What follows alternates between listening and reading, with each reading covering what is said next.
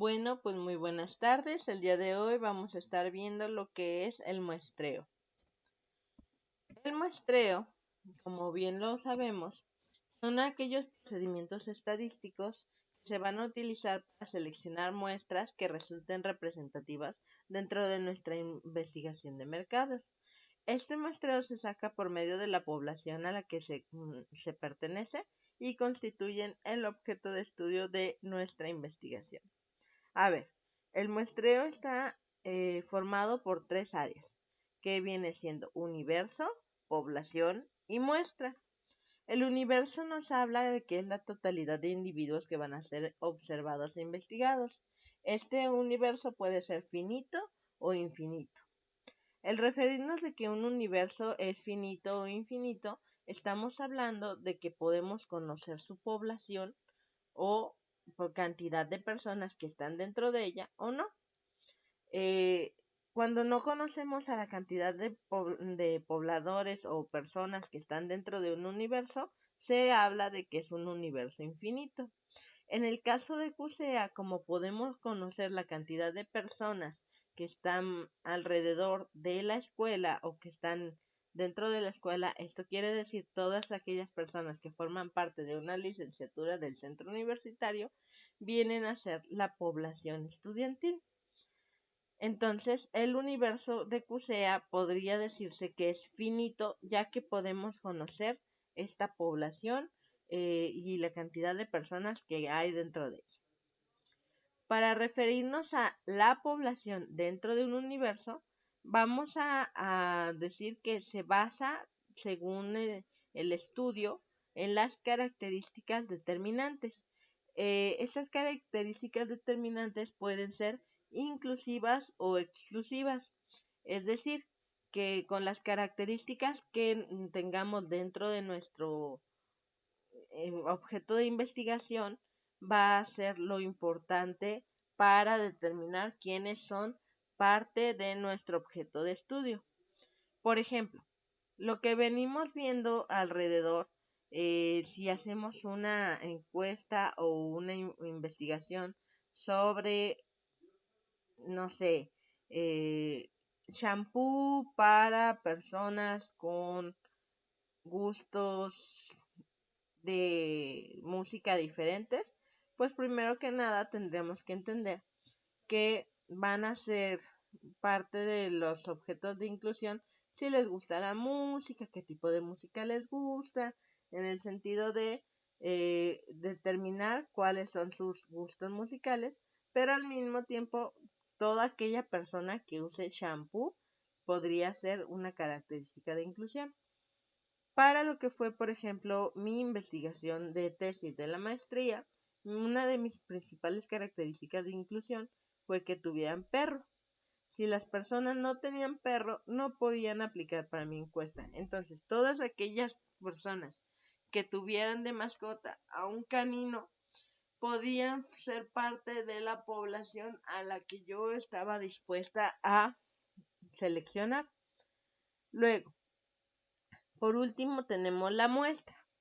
En la muestra es ese extracto o esa parte de la población que nos va a servir para extraer conclusiones y debe de ser representativa de la población seleccionada. Básicamente es un pequeño fragmento de lo que viene siendo la población, porque obviamente no podemos investigar a todo el universo o población, pero la muestra va a ser un factor determinante para nuestro sector de estudio. Ok. Tenemos dos tipos de fórmulas cuando estamos intentando sacar la muestra de nuestro universo o población. Aquí tenemos que muestra es igual a la población o universo por el nivel de confianza al cuadrado, por la probabilidad de éxito, por la probabilidad de fracaso, sobre el error muestral al cuadrado, por el universo población menos 1 más el nivel de confianza al cuadrado por la probabilidad de éxito por la probabilidad de fracaso. A ver, tenemos que entender que el nivel de confianza y el error muestral en lo académico tiene que sumar siempre 100 en lo académico, ¿de acuerdo? Entonces, si tenemos un nivel de confianza del 95%, el error muestral tiene que ser representativo de 5. Aquí vamos a entender una cosa.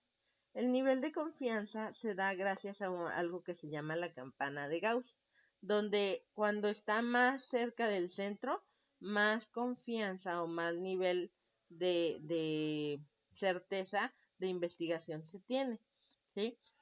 Mientras esté más alejado del punto, menor cantidad de confianza o menor cantidad de certeza da la investigación en punto.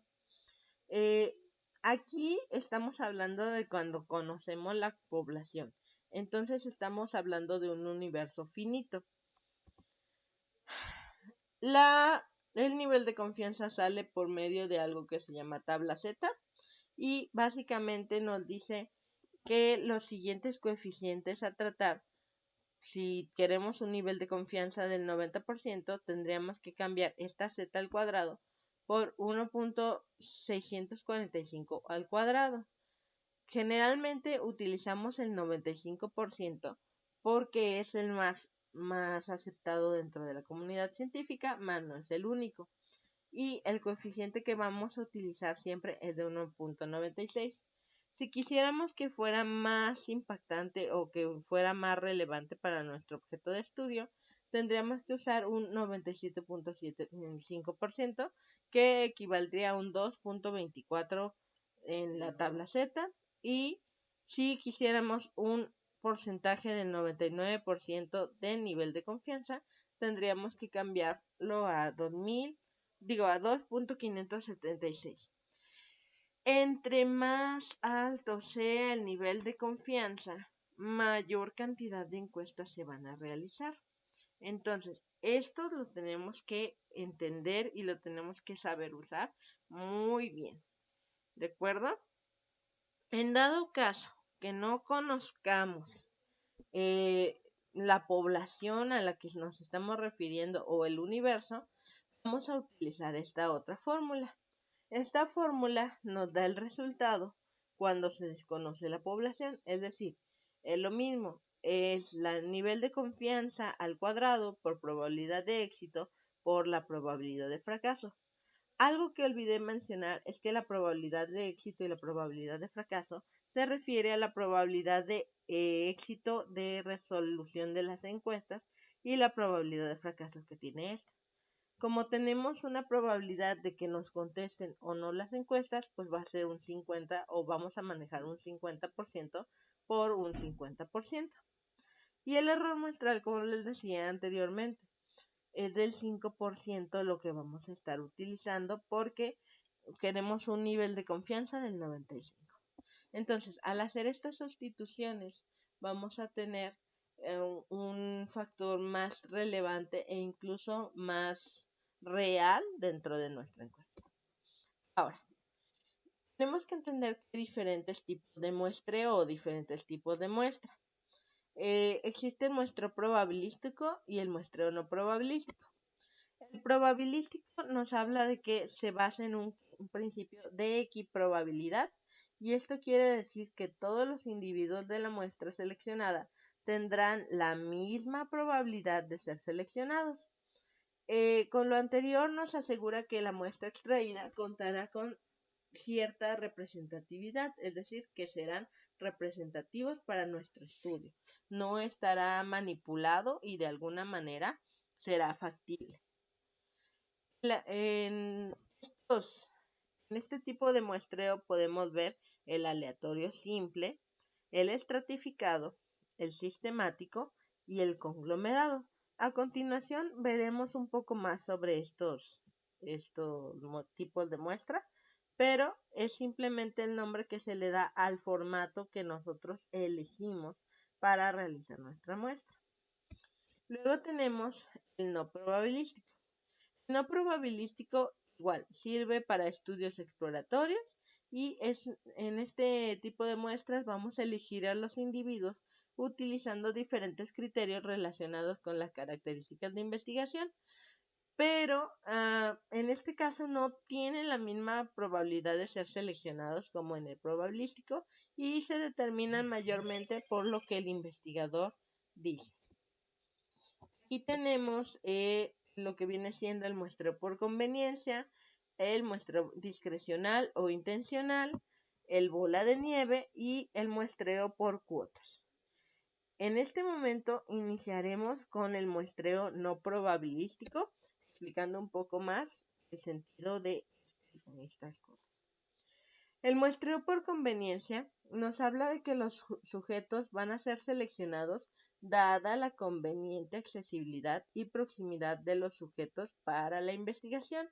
Son seleccionados solo porque no se están tomando en cuenta características de inclusión en la población y simplemente están más cerca o son más fáciles de encontrar para el investigador. Cuando estamos hablando de un muestreo probabilístico y no probabilístico, no quiere decir que tengamos que seleccionar un muestreo u otro, sino que podemos ver qué tipo de conciencia o qué tipo de actividad estamos realizando y con ello generar más progreso en este caso. A ver,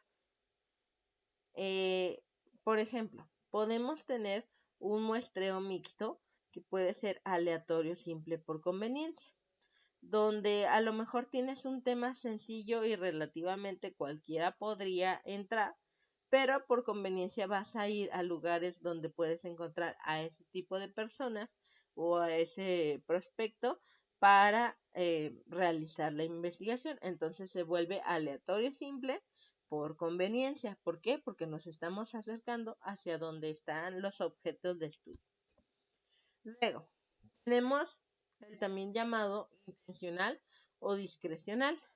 Consiste en que el investigador va a elegir intencionalmente a los individuos sobre su base, conocimiento o juicio respecto al conocimiento que tiene de la información y el aspecto teórico. ¿De acuerdo? El siguiente se llama bola de nieve. En este también lo podemos conocer o lo podemos identificar como muestreo por cadena. En este vamos a necesitar ayuda del objeto de estudio porque se da cuando la muestra de estudios es muy rara, es muy específica y está limitada a un subgrupo muy pequeño de la población. Esto se da cuando las características de inclusión son muy específicas y es un método que funciona en cadena. ¿Qué queremos decir por en cadena? Pues que nosotros vamos a estar dependiendo de las personas que ya encuestamos para que ellos sigan ayudando o pasando la información a conocidos o amigos que puedan estar interesados en estas citas. Luego, tenemos el muestreo por cuotas. El muestreo por cuotas se basa en seleccionar la muestra después de dividir la población en grupos o estratos, tales como la edad, el sexo, el nivel educativo, el nivel de ciclo de vida, etc. Hay que entender una cosa. El por cuotas, aunque tiene esta división por estratos sociales, no es igual al estratificado. Ahorita vamos a ver esa pequeña diferencia, pero el de cuotas literalmente tenemos que identificar una cantidad porcentual similar entre los tres estratos que estamos queriendo decir. Por ejemplo, aquí donde estamos teniendo el ejemplo de población en el dibujito, podemos ver que lo está dividiendo por cantidad de estratos, que son estrato 1, estrato 2 y estrato 3, pero dentro de este mismo podemos decir, pues es que el estrato 1 está conformado mayoritariamente por hombres de ciertas características, mientras que el estrato 3 vamos a sacar a otra porcentual por lo que viene siendo esta estructura. Por ejemplo, en trabajos pasados, algunos de sus compañeros trabajaron sobre una base de conocimiento de la infidelidad de los estudiantes de CUSEA y se les comentaba que de manera ideal debieron de escoger un muestreo por cuotas de carrera y de género. ¿Por qué? porque al no tomar un muestreo adecuado por cuotas, tuvieron un porcentaje mayor en una carrera que casi nadie pues contesta la información. Es decir, por ejemplo, hubo una situación donde ganó recursos humanos para ser más infiel, mientras que el aspecto social, podríamos decir que se esperaba que fueran más infieles los de administración, mercadotecnia o negocios internacionales, ya que son un grupo un poquito más amplio dentro de lo que viene siendo pues las carreras, la cantidad de carreras. Pero al final de cuentas no se hizo así. Y esto sesgó un poco su información, está un poco viciada, sin embargo, pues se les aceptó porque como ustedes mismos, en esta ocasión ellos estaban aprendiendo. De aquí podemos ver, ahora sí, un muestreo probabilístico, que es el aleatorio simple. El aleatorio simple nos habla de que las variables son relevantes dentro de la muestra y tienen el mismo principio de probabilidad independientemente entre ellas. Esto quiere decir que tienen idénticamente probabilidades de ser seleccionados para la muestra. El sistemático. El sistemático se rige por un sistema. Dentro de la investigación de mercados tenemos algo que se llama AGEP. El AGEP es un área con ciertas características sociales, demográficas y de nivel socioeconómico que se pueden obtener por medio de bases de datos del INEGI. El muestreo sistemático empieza dividiendo el total de sujetos u observaciones que conforman a la población y posteriormente se escoge un número al azar. Este número al azar se le llama salto muestral y se va sumando de forma constante este mismo valor. Los elementos seleccionados pasarán a formar parte de la muestra. Y aquí, por ejemplo, nos está dando una población de 17, donde el salto muestral aproximadamente es de 4. Entonces empezamos. Esta primer casa no nos contestó, entonces pasamos a la inmediatamente superior, a la siguiente, que es la 2, y estos sí nos abren. Nos abren, nos contestan, contamos 1, 2, 3, y esta persona que es el número 5 sí nos abre y nos contesta. Y volvemos 1, 2, 3 y la persona número 8 nos contesta. Cuando no nos contesta la persona que está en esta casa, pues vamos a cambiar a la siguiente o a la siguiente o a la siguiente hasta que nos lleguen a contestar. En este caso, vamos a tener que entender que el muestreo sistemático tiene mucho que ver con cuestiones de criterio y de identidad de una población. Se da porque a pesar de que pensemos que no, los vecinos, las personas que conviven a tu alrededor tienen características y similitudes dentro de lo que tú piensas, dentro de lo que tú eres. Entonces, pues al final de cuentas, para que salga una opción o salga un criterio más relevante y menos sesgado con este tipo de cuestiones, se hace este salto muestral y este muestreo sistemático. Ahí tenemos el muestreo estratificado, donde se divide la población en diferentes subgrupos o estratos, tales como ya lo habíamos mencionado, como sexo, religión, identidad, nivel socioeconómico, nivel de ingresos aproximados, etcétera, etcétera. Pero aquí tiene la misma cantidad de selección que otras personas, es decir, podemos decir, vamos a dividir por estratos de nivel socioeconómico y nos podemos ir a una área que tenga ese nivel socioeconómico y todas las personas de ahí son de idéntica selección. Es decir, que es un tanto aleatorio, no es como el de cuotas que tenemos que cumplir como cierto régimen de cuotas. Y el conglomerado Es utilizado cuando hay agrupamientos de personas relativamente naturales, entre comillas, ya que estos agrupamientos pueden ser generados por las personas y tienen una población homogénea dentro de una población estadística. Lo que vienen siendo escuelas, centros comerciales, estadios, iglesias, esos son los agrupamientos relativamente naturales, donde se reúnen gentes con ciertas características o situaciones en común para generar esta información. Y pues ya, por el momento esto es lo que viene siendo el muestreo. De igual manera, si tienen alguna duda, podemos resolverlo en clase. Que tengan un excelente día. Adiós.